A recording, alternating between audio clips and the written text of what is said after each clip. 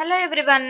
Welcome back to my channel కళా vlogs. నేను మీ కళావతిని అండి. అందరు ఎలా ఉన్నారు? బాగున్నారా? ఈరోజు వీడియో వచ్చేసి గోంగూర నిల్వ పచ్చడి. ఇది ఎర్ర గోంగూరతోనే చేశానండి. అసలు గోంగూర అంటేనే నోట్లో నీళ్లు ఊరుతాయి కదా!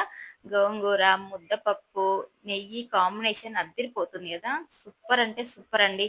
ఇక వీడియోలోకి వచ్చేస్తే ఇక్కడ నేనైతే ఎర్ర గోంగూరను 3 కట్టలు తీసుకున్నాను. దాన్నైతే శుభ్రంగా కడిగి నీళ్లు ఒడ్చేంత వరకు ఉంచిన తర్వాత ఇలా బట్ట మీదేసి ఆరపెట్టాను. ఇప్పుడు నేను ఈ గోంగూర నిల్వ పచ్చడికి వాయిస్ ఇచ్చే టైంకైతే నాకు ఇక్కడ 1000 సబ్స్క్రైబర్స్ దగ్గరలో ఉన్నారండి. మీరెవరైనా సబ్స్క్రైబ్ చేసుకోకపోతే ప్లీజ్ తొందరగా సబ్స్క్రైబ్ చేసుకోండి. అలాగేనే వీడియోని చివరి వరకు చూసి అలా వదిలేయకుండా ప్లీజ్ ఒక లైక్ అయితే ఇవ్వండి.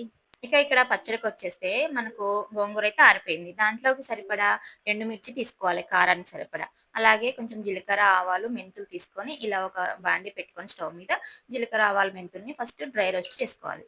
తర్వాత కొద్దిగా ఆయిల్ వేసి ఇంకా ఎండుమిర్చిని కూడా మంచిగా వేయించుకోవాలండి. కొద్దిగా లైట్‌గా అలా వేయించి తీసి పక్కకు పెట్టేసుకోవాలి.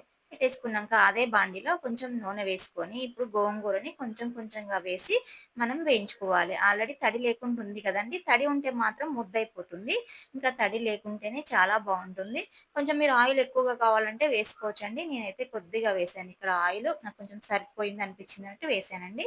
కొంచెం ఎక్కువగా కావాలనుకున్న వాళ్ళు వేసుకోండి. ఓకేనా? ఇంకా ఇలా గోంగూరని కిందకి మీదకి అనుకుంటూ మూత పెట్టకుండానే మనం దీన్ని కొద్దిసేపు మగ్గించుకోవాలి. కొంచెం గోంగూర మగ్గేంత వరకు ఉంచేసి ఫస్ట్ వేయించుకున్నయి మనకు చల్లారిపోయాయా, ఇంకా వాటినైతే ఇక్కడ మిక్సీ పట్టేసుకుందాం. ఒకదాని తర్వాత ఒకటి మెత్తగా మిక్సీ పట్టేసుకుందాం. మిక్సీ పట్టేటప్పుడు ఇందులో కొంచెం ఉప్పు వేసి, అలాగే కొన్ని వెల్లుల్లి రెబ్బలు గూడా వేసి మిక్సీ పట్టేసుకోవాలి. ఇక ఇక్కడ గోంగూర గూడా మగ్గిపోయిందండి. స్టవ్ ఆపేసాను. ఇంక ఇక్కడ మిక్సీ పట్టుకోవడం కూడా అయిపోయాక, ఈ కారాన్ని మొత్తం తీసుకెళ్ళి అది చల్లారిన తర్వాత గోంగూరలో కలిపేసుకోవడమే. కలిపేసుకొని మంచిగా కలిసేటట్టు కలుపుకుంటే మంచిగా పచ్చడైతే రెడీ అయిపోతుంది. దీంట్లోకి పోపు గినుక ఏం అవసరం లేదండి. కావాలనుకున్న వాళ్ళు పోపైతే పెట్టుకోవచ్చు. ఇంక నేనైతే ఏం పోపు పెట్టట్లేదు. కొంచెము ఆయిల్ వేసి అందులోకి కొంచెం ఇంగువ పొంగిచ్చేసి అయితే గోంగూరలో కలిపేస్తున్నానండి. ఈ ప్రాసెస్ మనం గోంగూర మగ్గించుకునే ఫస్ట్ స్టార్టింగ్‌లో గూడా చేసి గోంగూర మగ్గించుకోవచ్చు. ఇంకా నేనైతే లాస్ట్‌లో చేశాను. చూసారా ఎంత బావుందో పచ్చడ.